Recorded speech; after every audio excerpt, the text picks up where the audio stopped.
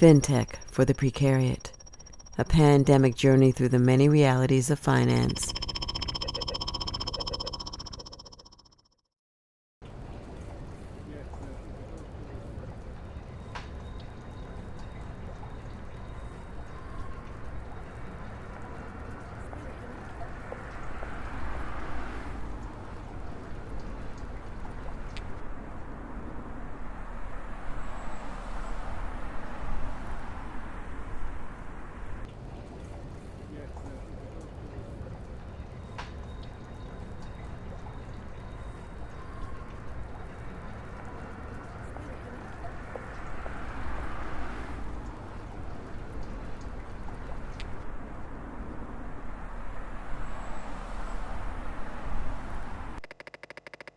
Okay, so we know that like financialization is just like completely destroying what's left of our society. The people who are most invested emotionally, psychically invested in finance, maybe their attitude is, what if we make everyone like us?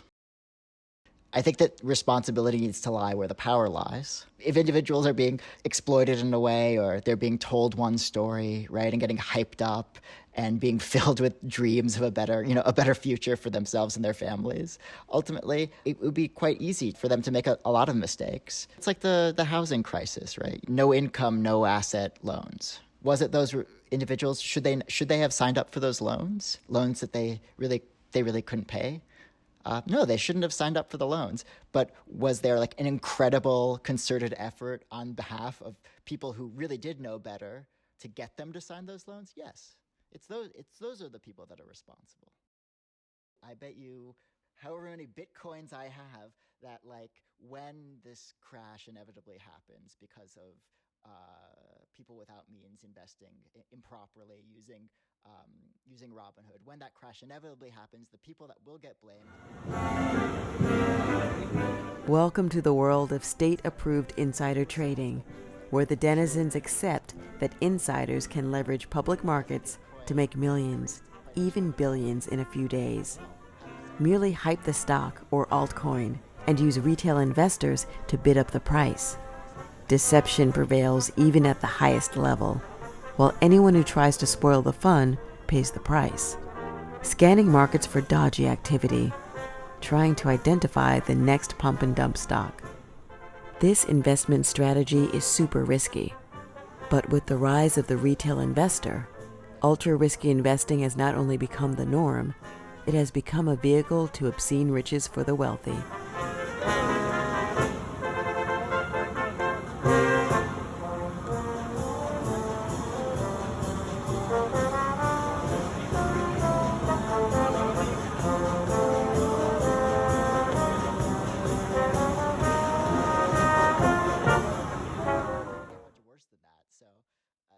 For quite some time, you've seen the Democrats are pro-business, they're pro-Wall Street. I don't really see that. I don't really see that changing with a Biden-Harris administration. I'd love to be wrong.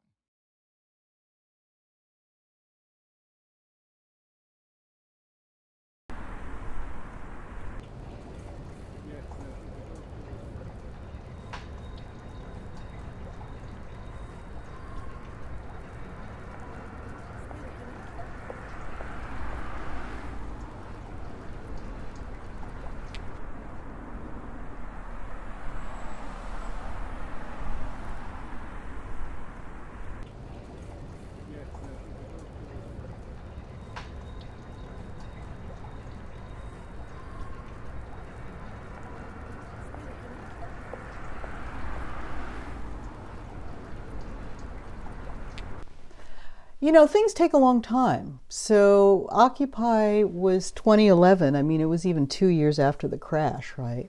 That we could come out with, you know, this slogan, we are the 99%, you know, and have it very clear that the 1% was all of these other people who did this terrible thing and who, you know, bet, knowing full well how fragile the housing market was, bet that they could still make money from it. I think what Occupy did was offer a space to imagine a different kind of future. And it may have seemed naive at the time, but I think you can draw a direct line from Occupy to Black Lives Matter for sure.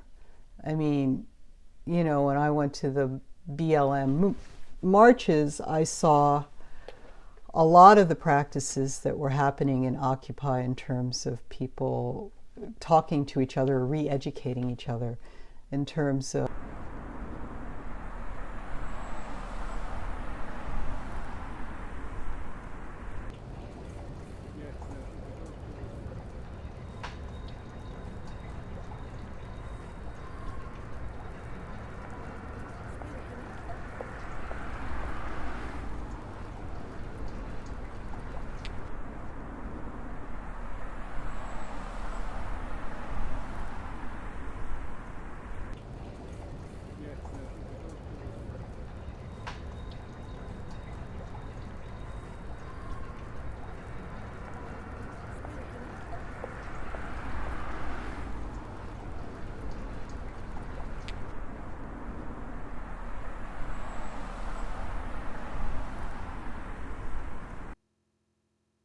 so far about Bitcoin and the cryptocurrencies in general is that one of their signals for whether a technology is going to catch on or not is how many people are sneaking it into their corporate environment.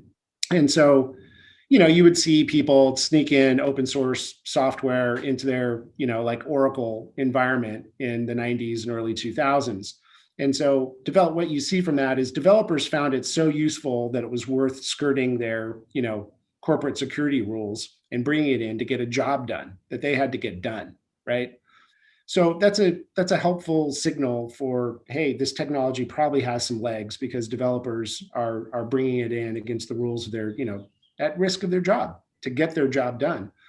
We're not seeing that with Bitcoin, with any of these altcoins, with this whole world.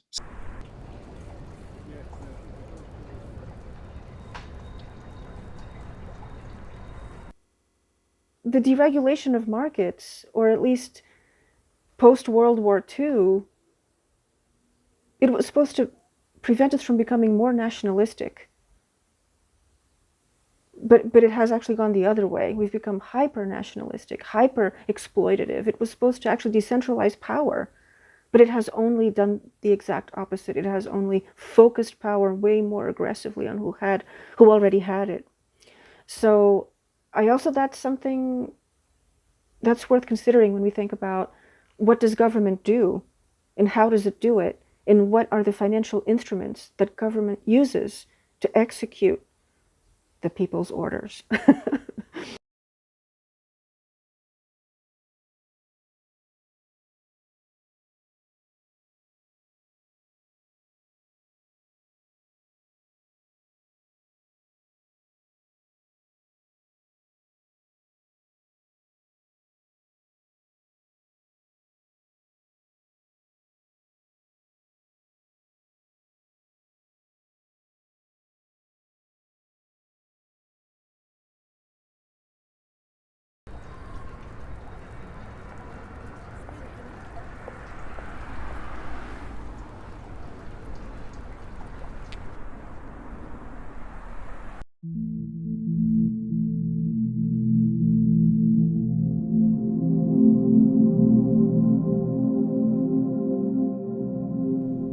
FinTech is the fourth platform, built upon internet connectivity, cloud intelligence, and mobile ubiquity. In emerging markets across Africa, Latin America, and India, where traditional banking and insurance services are non-existent for hundreds of millions of individuals, FinTech is the platform to exchange and raise capital, a financial lifeboat for countless people. FinTech is underwriting disruption and creating a new tomorrow.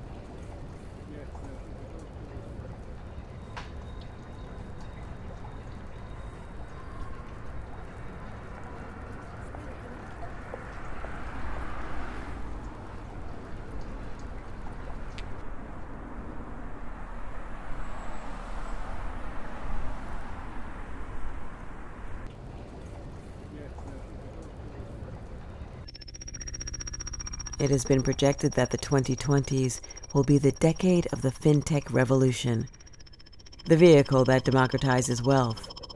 The bankers of the future are algorithms.